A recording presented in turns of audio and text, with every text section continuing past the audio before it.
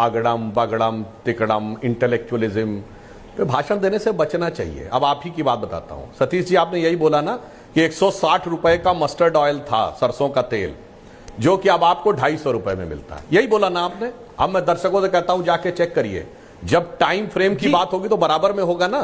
2004 में कितने का था मस्टर्ड ऑयल, पता है आपको?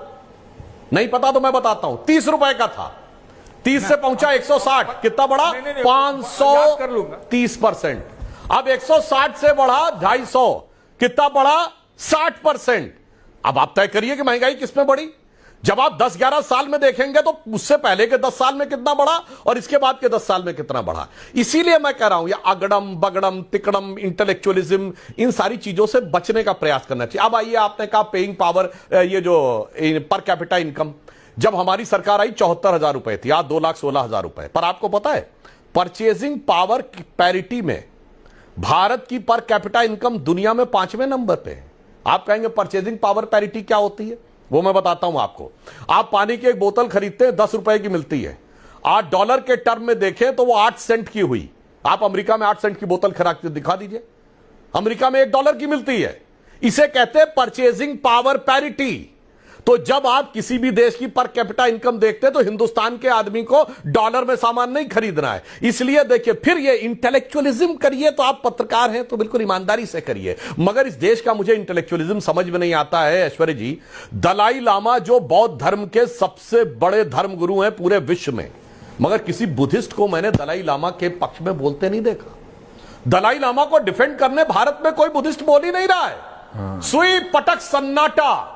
दुनिया के सबसे बड़े बौद्ध देश तिब्बत को तबाह करने वाले चीन के बारे में कोई बुद्धिस्ट नहीं बोलता। सब चुप। दलाई लामा को जान से मारने की कोशिश करने वाले के ऊपर कोई बुद्धिस्ट नहीं बोलता। और जिसने भगवान बुद्ध की सबसे बड़ी मूर्ति बामियान में तोप लगा के उड़ा दी, उस पर कोई बुद्धिस्ट नहीं बोलता। अब एक बात पंकज जी की बात को बता देना चाहता हूं।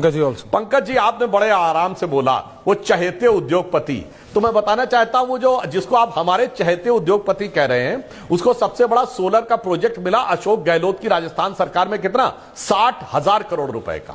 सबसे बड़ा माइंस का प्रोजेक्ट मिला भूपेश बघेल की छत्तीसगढ़ सरकार में। कितना?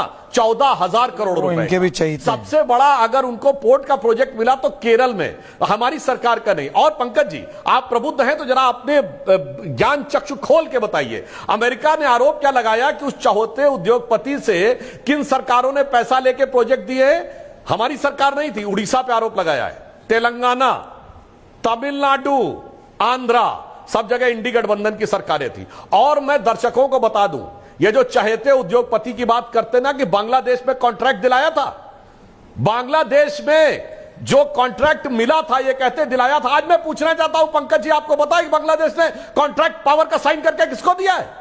एनर्जी स्कारलेट अमेरिकन कंपनी को। ताली बजाइए, कि विदेशी कंपनी को मिला है। बहुत खुशी की बात है। नहीं। और मैं बताना चाहता हूं, फिर एक बार सुनिए, वही फॉरगेट अबाउट एक्स उद्योगपति वाई उद्योगपति।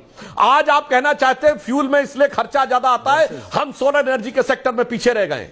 जब जनवरी 2023 में अमेरिकन स्टॉक एक्सचेंज में भारत की एक कंपनी सोलर में इनलिस्ट होने वाली थी तो हिंडनबर्ग की रिपोर्ट आती है, क्योंकि सोलर एनर्जी में 75% चाइना का कब्जा है, सोलर सेल्स में 95% कब्जा है। उससे कोई फर्क नहीं पड़ता। भारत के संसद में लोग हल्ला मचा देते हैं कि भारत की कंपनी अमेरिकन स्टॉक एक्सचेंज में लिस्ट ना होने पाए, यानी चाइना का एजेंडा पूरा हो। अब सुनिए, फिर नवंबर 2024 में एक बार फिर वो इनलिस्ट होने के लिए जाती है, तो फिर वही अमेरिका में एक अटॉर्नी एक रिपोर्ट फाइल करता है हिंडनबर्ग के बेस पे। उस अटॉर्नी का नाम था ब्रायन पीस, जो अमेरिका के डेमोक्रेटिक सांसद चक शूमर का दोस्त है, और चक शूमर जॉर्ज सोरोस का दोस्त है। फिर हल्ला मचता है और कंपनी रजिस्टर नहीं हो पाती है।